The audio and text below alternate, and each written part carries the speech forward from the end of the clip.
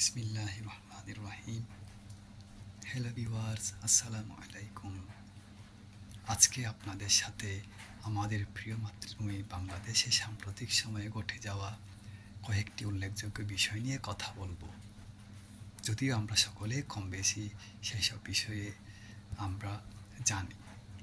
এখানে আমরা জানি আমাদের দেশে একটি গণ অভ্যুত্থান হয়েছিল 5ই আগস্ট 2024 স্বৈরাচারী হাসিনার পতনের মাধ্যমে।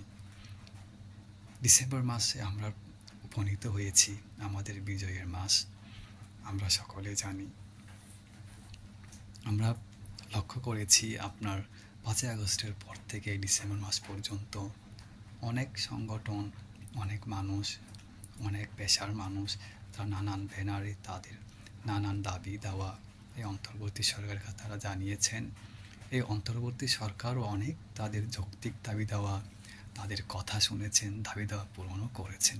তার মধ্যে আমরা একটি বিষয় দেখেছি, সেটি হচ্ছে মাইনরিটি অর্থাৎ সংখ্যালঘু যারা আছেন বাংলাদেশে, ওনাদেরও অনেক প্ল্যাটফর্ম থেকে নানা ব্যানারে আপনার বিভিন্ন দাবি দেওয়া এই অন্তর্বর্তী সরকারের কাছে জানানো হয়েছিল। তার মধ্যে উল্লেখযোগ্য হচ্ছে আপনার সনাতনী জাগরণ মঞ্চ, আমি যদি না করে থাকি ইসকনের যিনি বহিষ্কৃত নেতা নাকি এখন নাকি বহিষ্কৃত চিন্ময় দাস, যার আসল নাম ছিল চন্দন ধর। উনি আপনার হিন্দু ভাই বোনদের প্রতিনিধিত্বমূলক একটি সভা করেছিলেন, যেখানে উনি বোঝাতে চেয়েছেন উনি বাংলাদেশের সকল হিন্দুর প্রতিনিধি, অথচ তিনি এবং হিন্দু ধর্মাবলম্বী কিন্তু ভিন্ন। কেন? এখানে বুঝতে হবে আপনার 5ই আগস্টের আগে এত নির্যাতন হয়েছিল সংখ্যালঘু, তারা কিন্তু তখন কোনো কথা বলেননি। যখনই শেখ হাসিনার পতন ঘটল, বাংলাদেশে তরুণ ছাত্র জনতা তাদের বুকের তাজা প্রাণ দিয়ে নতুন সূর্য উদিত করেছে, একটি নতুন বাংলাদেশ বিনির্মাণে তারা এগিয়ে যাচ্ছেন। তখনই এই চিন্ময় প্রভু বা চন্দনধর তিনি এই সংখ্যালঘু বিষয়টি জাতির সামনে এনেছেন।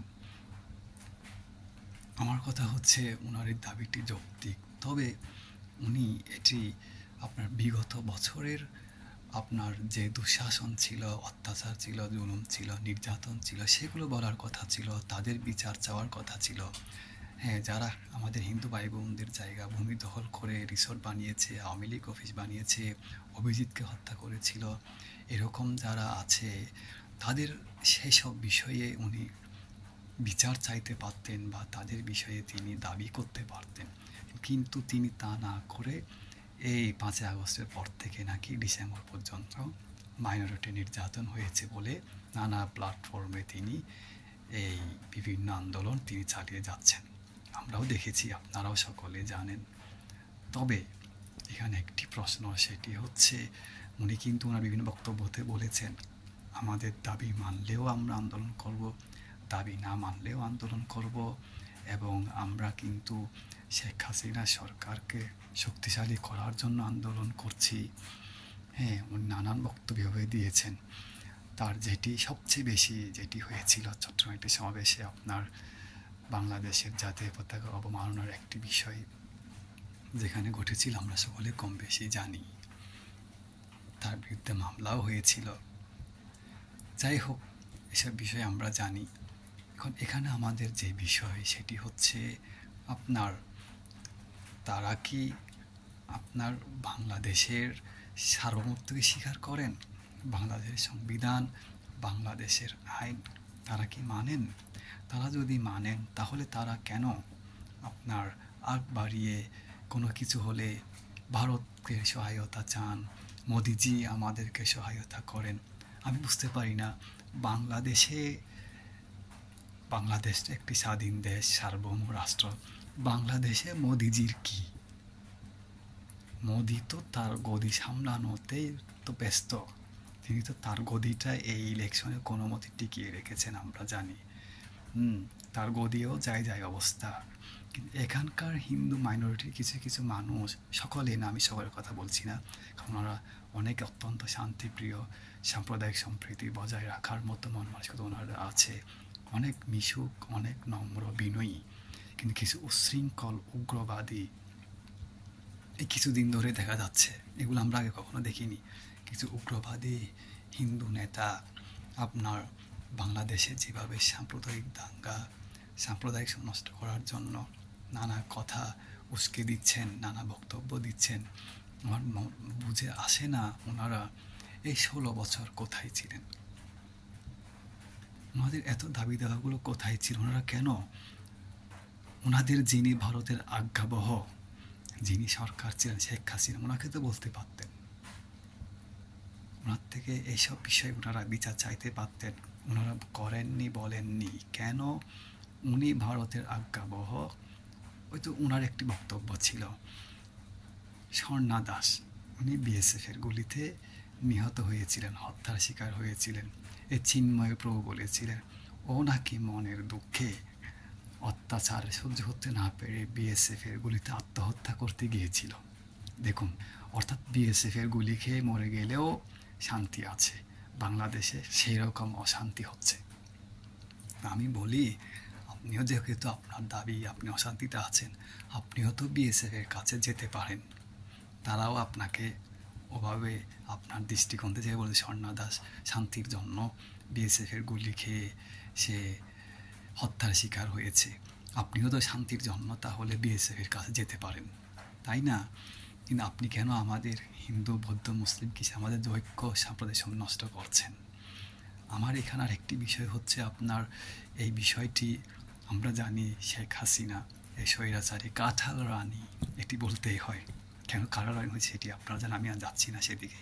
এই কাঁঠাল রানী ভারতে আছেন, কোনো দেশ ওনাকে আশ্রয় দেয়নি, ওনাদের পরিবারের একজন সদস্য কিন্তু যুক্তরাজ্যের এমপি, তারপর উনি সেখানে ঠাঁই পাননি।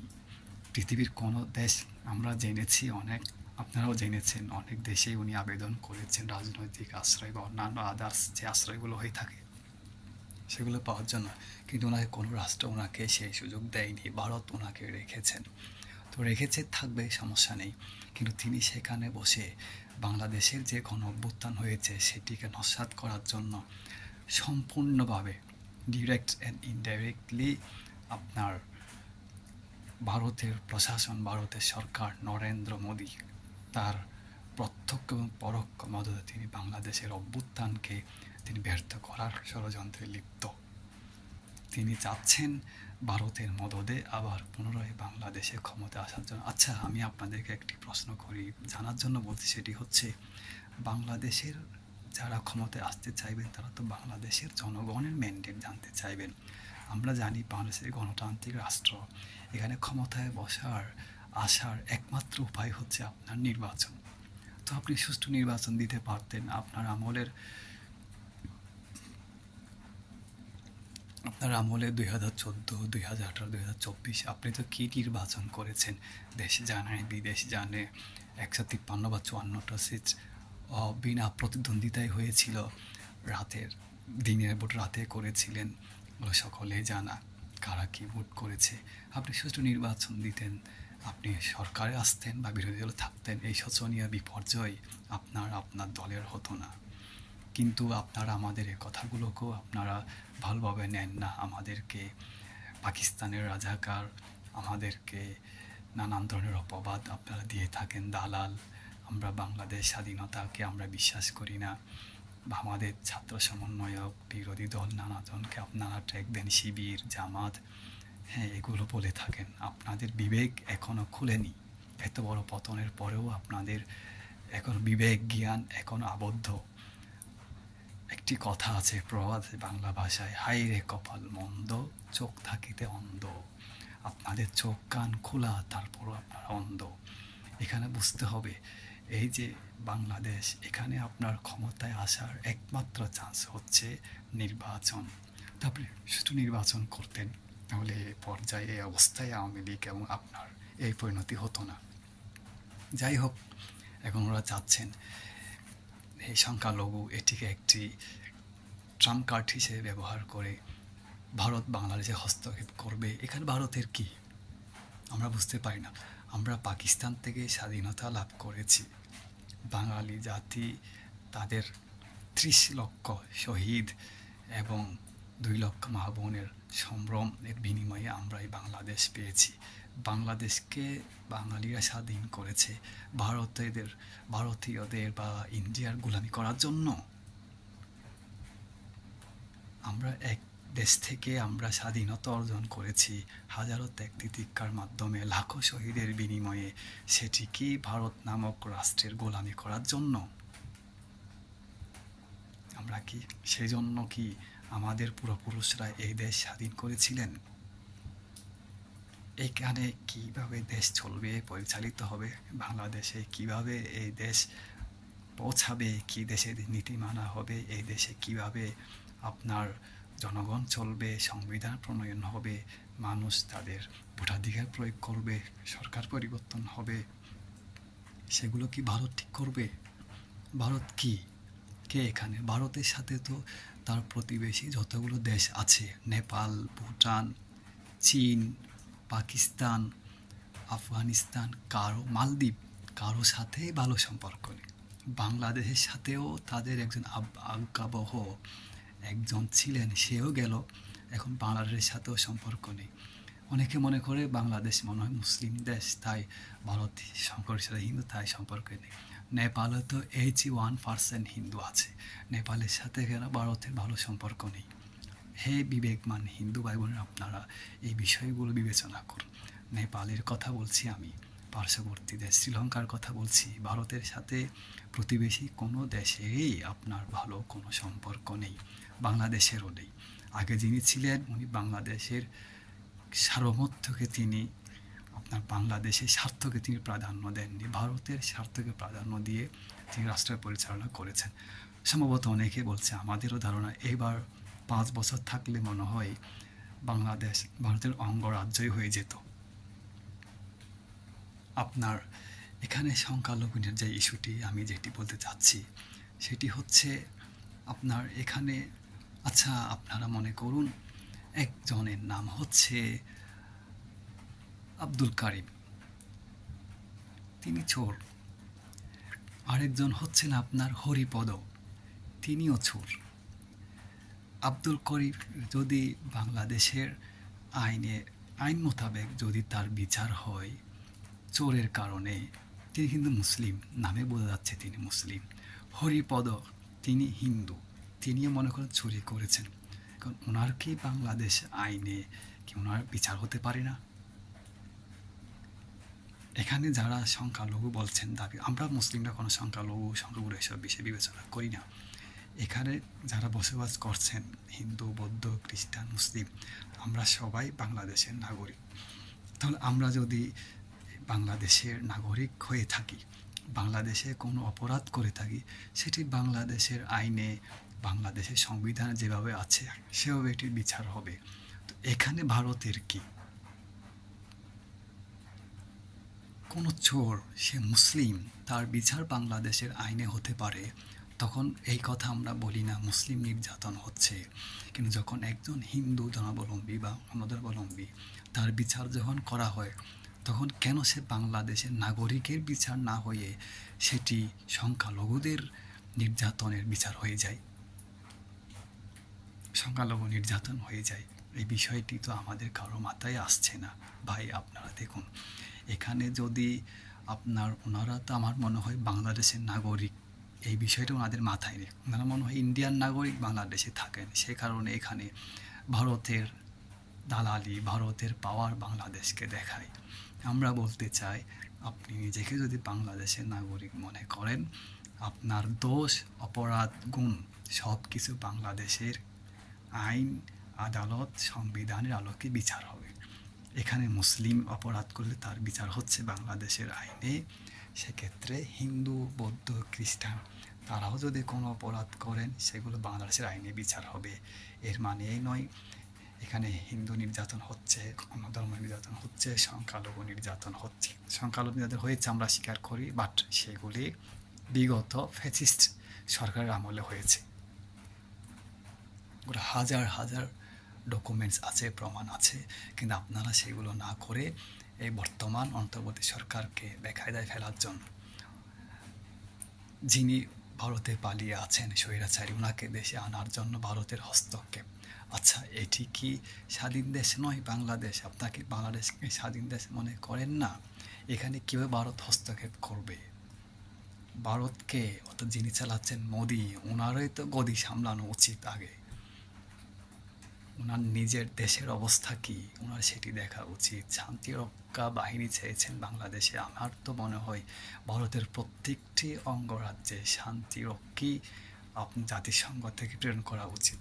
সংখ্যালঘু নির্যাতন অনেক কথা বলছে বাংলাদেশকে, বিশ্ব প্রভাবণ্ডা ছড়াচ্ছে। আপনার ভারতের সংখ্যালঘুরা কেমন আছেন? ভারতকে তো নিজের চেহারা আয়নায় দেখা উচিত। আমাদের বাবরি মসজিদ কোথায় মুসলিমদের ভারতে? বাংলাদেশে কি এরকম কোনো ঘটনা ঘটেছে যে মন্দির ভেঙে আপনার মসজিদ বানানো হয়েছে? দেখাতে পারবেন আপনারা? আপনারা এটি দেখাতে পারবেন বিগত স্বৈরাচার খুনি হাসিনার আমলে আপনাদের নির্যাতন হয়েছে।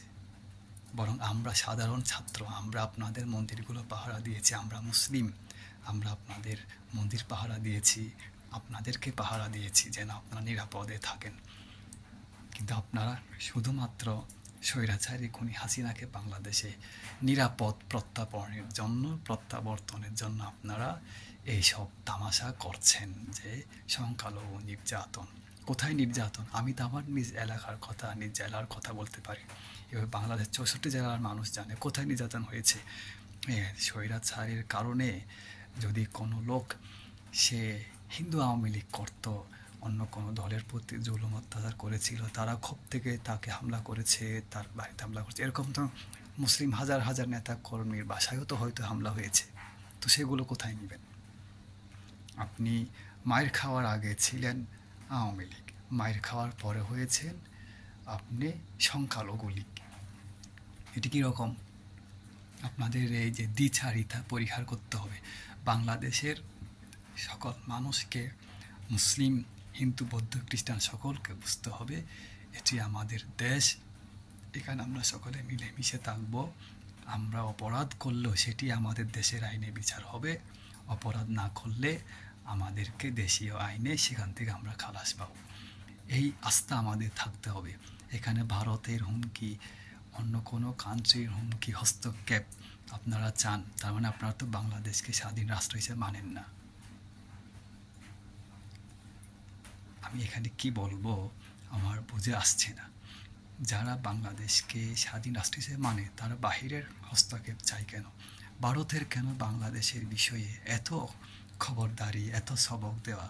আপনি কি আপনার নিজের চেহারা আয়নায় দেখেছেন? আপনার দেশে সংখ্যালঘুরা কেমন আছে? মুসলিমদের কথা বাদ দেন, বলে মুসলিমদের কথা কেন বলি। আপনি ত্রিপুরাতে কি হচ্ছে, আসামে কি হচ্ছে, মিজোরামে কি হচ্ছে, আপনার সেখানে যারা সংখ্যালঘু আছেন, খ্রিস্টান, আমাদের তারা কি নিরাপদে ভালো আছেন? আপনি নিজেকে গোছান, মোদিজি নিজের গদি গোছান। আমাদের বাংলাদেশ, আমাদের বাংলাদেশিদের, বাঙালিদের ইচ্ছা মোতাবেক, আমাদের আবেগ মোতাবেক, আমাদের জ্ঞান মোতাবেক আমাদেরকে দেশ পরিচালনা করার জন্য, আমাদের দেশ বিনির্মাণে আমাদেরকে সহায়তা করুন। আমরা পৃথিবীর সকল রাষ্ট্রের বন্ধুত্বতা চাই, বৈরিতা আমরা চাই না। আমরা আশা করি আপনারা প্রতিবেশী রাষ্ট্র, প্রতিবেশী সুলভ আচরণ আমাদের সাথে করবেন। আজকে একটি বিষয় খুব খুশি লাগলো, এই ইস্যুতে সকল রাজনৈতিক দল ঐক্য পোষণ করেছেন। বিভিন্ন ছাত্র সংগঠন তারাও বাংলাদেশ সার্বভৌমত্ব, অখণ্ডতা প্রশ্নে, বাংলাদেশের মর্যাদার প্রশ্নে একত্রতা, তারা যে ঐক্যর কথা বলেছেন, আমরা আশা করি ইনশাল্লাহ ভবিষ্যতে আমাদের এই ঐক্য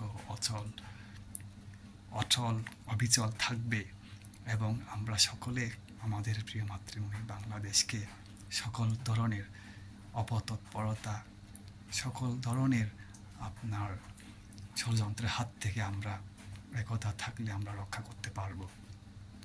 আমাদের যে মহান বিপ্লব, যে মহান গণ অভ্যুত্থান, আমাদের হাজারো মায়ের বুক খালি হয়েছে, হাজারো বোন তার ভাইকে হারিয়েছেন, মা বাবা তাদের সন্তানকে হারিয়েছেন।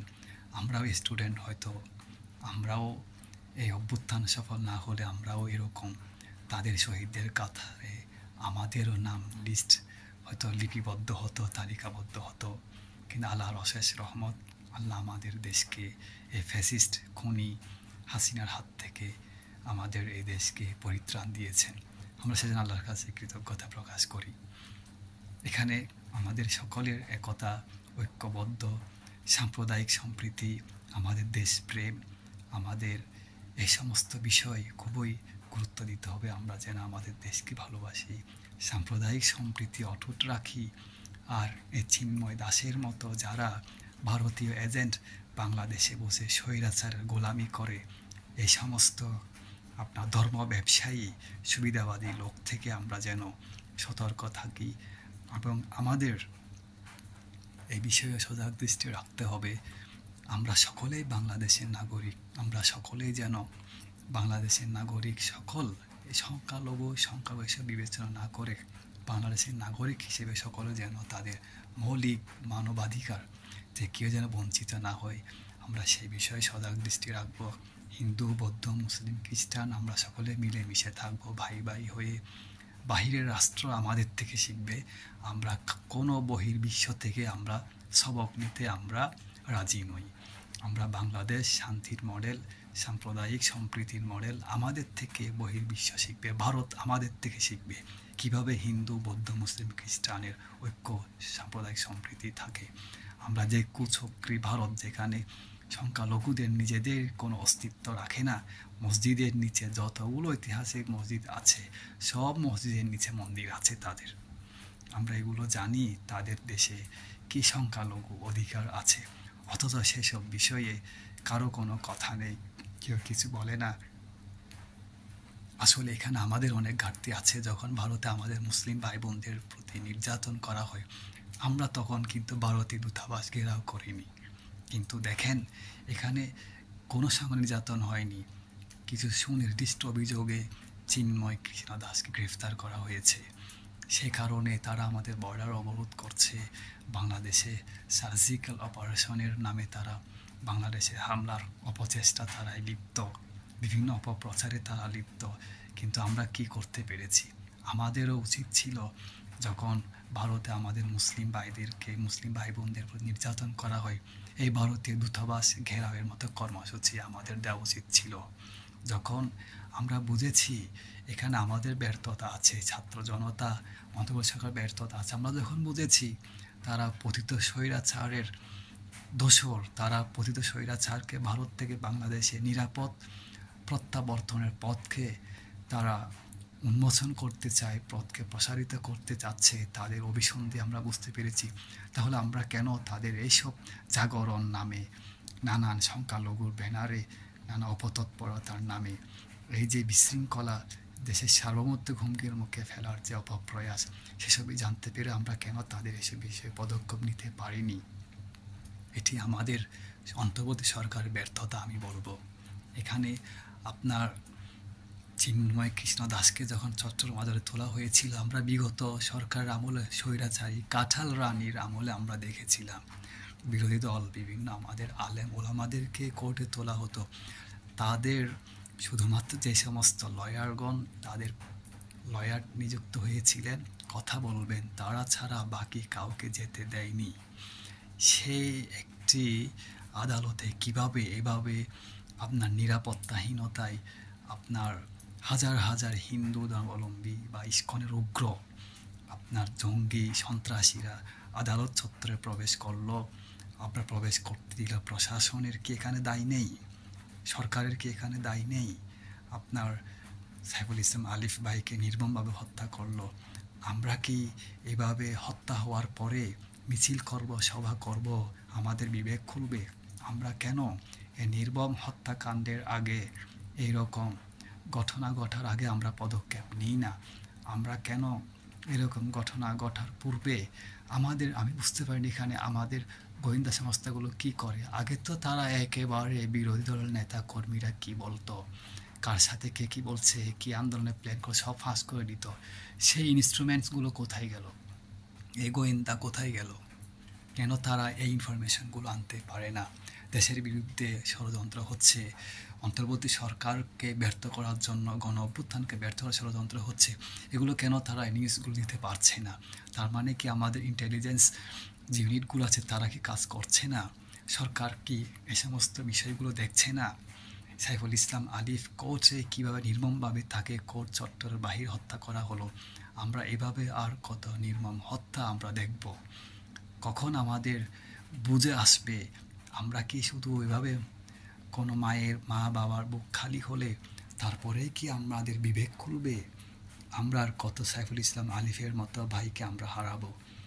আমি অন্তর্বর্তী সরকারকে বিনীত অনুরোধ জানাবো, আপনারা আমাদের দেশ, আমাদের জাতি, আমাদের যে আকাঙ্ক্ষা থেকে আমরা অভ্যুত্থান করেছি, আমরা রাস্তায় নেমেছিলাম, আমরা গিয়েছিলাম, আপনারা আমাদের অভ্যুত্থানের সকল সৈনিক ভাইদেরকে, আমাদের এই জাতি, আমাদের দেশকে নিরাপদ রাখার জন্য, আমাদের বাঙালি জাতি বাংলাদেশের মর্যাদা অক্ষুণ্ণ রাখার জন্য বিশ্ব দরবারে আপনার যতগুলো পদক্ষেপ নেওয়া দরকার, আমাদের এই প্রিয় মাতৃভূমিকে উন্নত একটি সভ্য আধুনিক রাষ্ট্র বিনির্মাণে যে সমস্ত পদক্ষেপ নেওয়া দরকার, অন্তর্বর্তী সরকার সে সমস্ত পদক্ষেপ নেবেন, আমাদের দেশে শান্তি শৃঙ্খলা ফিরিয়ে আনবেন।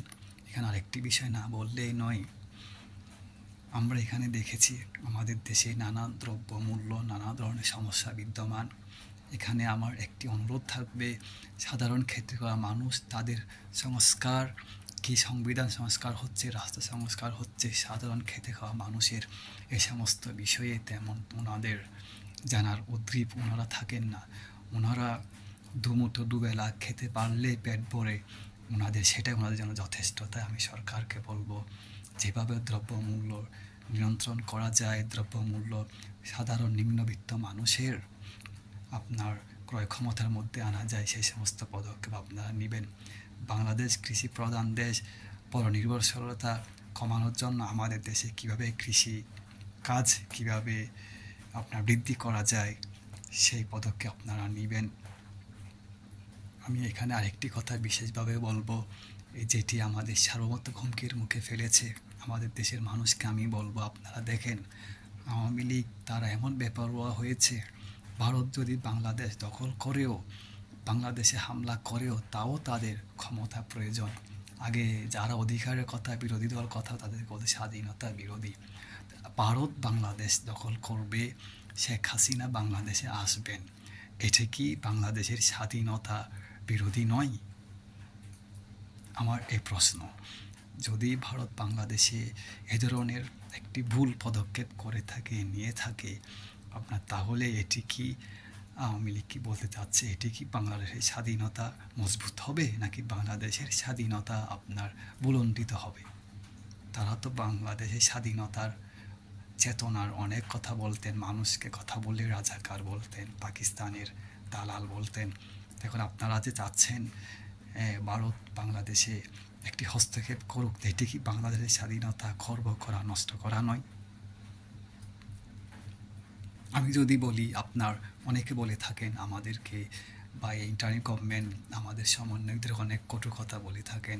পাকিস্তানের দালাল আমাদের একজন উপদেষ্টা যখন বিদেশে গিয়েছিলেন, ওনাকে পাকিস্তানের দালাল বাংলাদেশ ছাড়া। আমি তাদেরকে বলতে চাই, পাকিস্তানের দালাল আমি আপনাদেরকে বলি, এই ব্রিটিশরা ইস্ট ইন্ডিয়া কোম্পানির নাম করে ভারত উপমহাদেশ দখল করেনি, কত অত্যাচার জুলুম করেছিল। সেই ইস্ট ইন্ডিয়া কোম্পানি যারা ব্রিটিশ সরকারের পরিণত হয়েছিল, তাদেরকে কি মুসলিম হিন্দু সকলে মিলে ভারত উপমহাদেশ থেকে বিতাড়িত করেনি? সেই ব্রিটিশদের সাথে ভারতের কি কূটনৈতিক সম্পর্ক নেই? জাপান, যেখানে আপনার ইউএসএ আপনার পারমাণবিক বোমা হামলা করেছিল, হিরোশিমাতে আরও একটি এলাকা আছে, সেই জাপানের সাথে আমেরিকার কীরকম বন্ধুত্বতা, সেগুলো কি আপনারা দেখেন না? পারমাণবিক বোমা হামলা করেছিল জাপানে, আমেরিকায়, আপনারা জানেন। এই ইস্ট ইন্ডিয়া কোম্পানির নামে ভারত উপমা দখল করেছিল আপনার ব্রিটিশরা। সেই ব্রিটিশের সাথে কি ভারতের কূটনৈতিক সম্পর্ক নেই, বাণিজ্য নেই? আপনার জাপানের সাথে আপনার ইউএসএর কি কূটনৈতিক সম্পর্ক নেই, ব্যবসা বাণিজ্য সামরিক সম্পর্ক নেই? তাহলে এক্ষেত্রে বাংলাদেশের সাথে পাকিস্তানের সাথে সম্পর্ক থাকলে এখানে দালালির কি আছে, স্বাধীনতা বিরোধিতার কি আছে? আমি এই বিষয়টা বুঝতে পারি না। যাই হোক, অনেক কথা বলেছি, আপনাদের অনেক মূল্যবান সময়